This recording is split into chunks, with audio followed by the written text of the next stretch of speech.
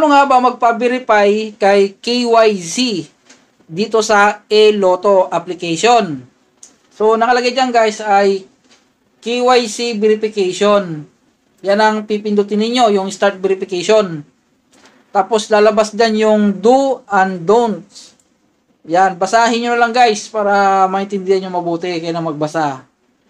Yan. Makikita nyo naman yan dyan sa application ninyo eh. Okay, i-reviewin nyo yan bago kayo mag-picture-picture. Okay. Yan.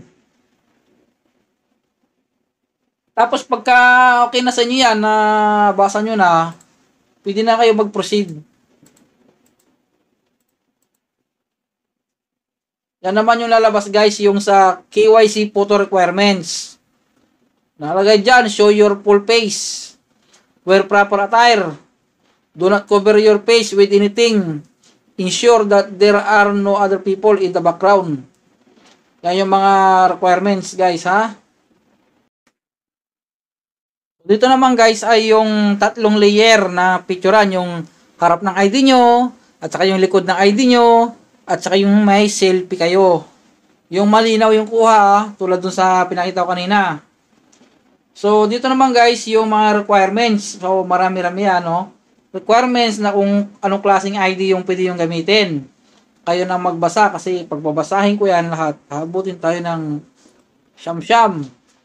Okay, yan. Kayo na magbasa.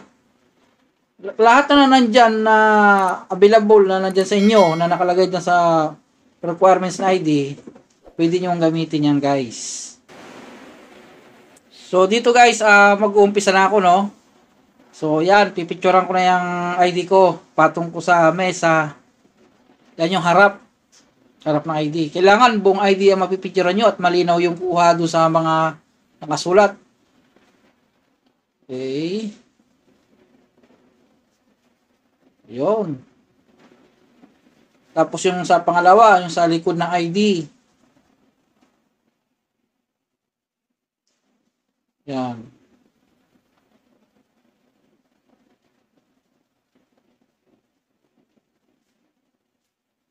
Okay. Tapos, selfie. Magsiselfie na ako niya, no? Kailangan malinaw yung kuha ninyo, ha? Sa maliwanag. Tapos, pinutin yung next. So, ayun guys, no? Nakalagay dyan, your KYC application has been submitted for review. So, mag-antay lang kayo ng, ano yan guys, mga 6 hours to 12 hours. Tignan-tignan nyo na lang. Pag pinindot mo kasi yung cash in guys, lalabas dyan ay in review. Kaya hindi tayo makakapag-cash in. Susunod na vlog guys kung paano mag-cash in at kung paano tumaya ng loto.